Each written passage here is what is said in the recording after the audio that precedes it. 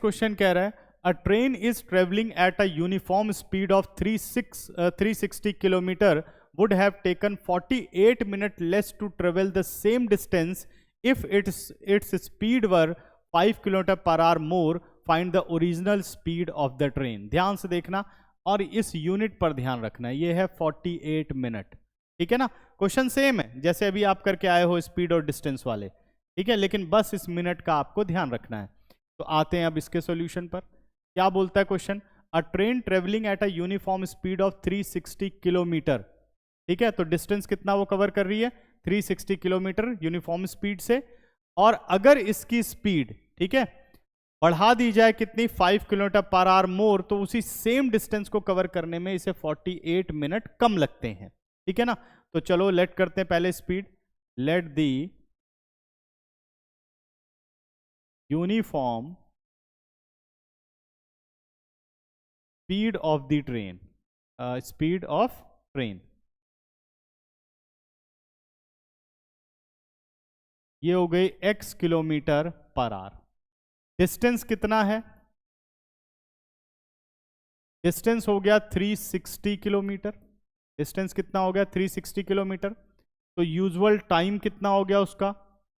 Distance divided by speed, इतने hours time लगता है. यूनिट किस में है? आवर्स में है, क्योंकि स्पीड किस में है? किलोमीटर पर आवर में है, और डिस्टेंस किस में है? किलोमीटर में. ठीक है ना. अब क्वेश्चन पर आओ. अकॉर्डिंग टू क्वेश्चन, अब क्वेश्चन में आए तो क्वेश्चन क्या कहता है कि भाई अगर इसकी स्पीड बढ़ा दी जाए, अभी कितना टाइम लग रहा है? 360 अपॉन एक्स. स्पीड हमने इंक्रीज कर दी, 360 upon x plus 5 kilometre per hour ही बढ़ानी है. ठीक है, ये रही. अगर बढ़ा दें तो अब जो टाइम लग रहा है, ये टाइम पहले वाले टाइम से कितना कम है? 48 minute less to travel the same distance. इसका मतलब ये टाइम ज्यादा है, ये टाइम ज्यादा है इससे. तो 48 इसमें ऐड कर सकते हो, लेकिन मैंने जैसे कहा जो ये क्वेश्चन बोले हम वैसे ही करेंगे. तो जितना टाइम लगता था उससे 48 मिनट अब टाइम कम लग रहा है. तो मैं क्या करूंगा? यहां 48 को माइनस करूंगा. 48 मिनट, तो 48 मिनट को पहले आपको चेंज करना पड़ेगा आवर्स में. 48 डिवाइडेड बाई 60, ये टाइम आपने माइनस कर दिया, तो अब ये दोनों टाइम क्या हो गए? इक्वल हो गए. क्लियर है. अब आगे का तरीका, हम x वाली वैल्यूज को एक साइड ले आते हैं. 360 upon x minus 360 upon x plus 5 is equal to 48 upon 60. ये हमारा पहुंच गया राइट पर. उसे भी सॉल्व कर लेते हैं अभी. 360 हम कॉमन ले लेते हैं, ये आ गया 1 upon x minus 1 upon x plus 5.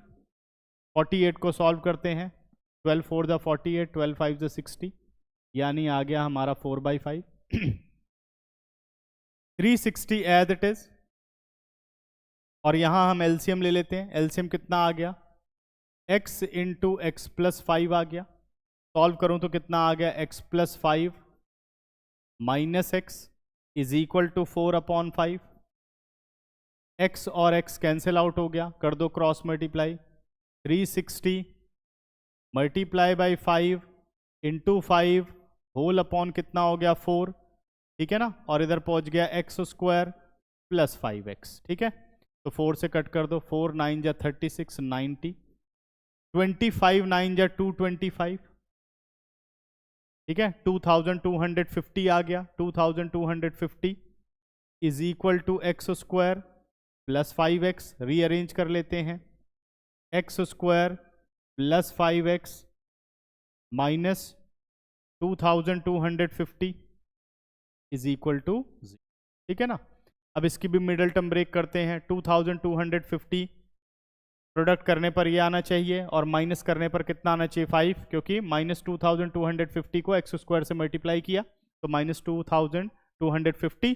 Product अगर नेगेटिव आता है तो क्या होता है? मिडिल टर्म ऐसे ब्रेक करते हैं कि सब्ट्रैक्ट करके 5 मिलना चाहिए.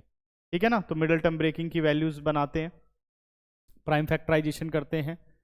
2250, तो 2 1 2 1, 2 2 जा 4, 2 5 जा 10. अब 5 पे ले जाओ. 5 2 जा 10, 5 2 जा 10, 5 5 जा 25. अगेन 5, 5 4 जा 20, 5 5 जा 25, 5 9 जा 45, 3 3 जा 9 एंड 3। ठीक है ना। तो देखते हैं क्या सॉल्व हो करके आता है। हमें क्या चाहिए 5, 3 3 जा 9, 5 जा 45, 45 और 25 2 जा 50 आ गया 45 और ये हो गया हमारा 50। ठीक है ना। तो ब्रेकिंग क्या हो गई, ब्रेकिंग हो गई हमारी x square plus 50x minus 45x 2250 is equal to 0। x common ले लेते हैं, x प्लस 50 आ गया, माइनस 45 कॉमन ले लेते हैं, x plus 50 is equal to 0। तो फैक्टर्स बन गए x minus 45 and x plus 50 is equal to 0। ठीक है। इधर x इज इक्वल टू 45 और x is equal to minus 50। Speed can not be negative, तो इसलिए x माइनस 50 नहीं होगा।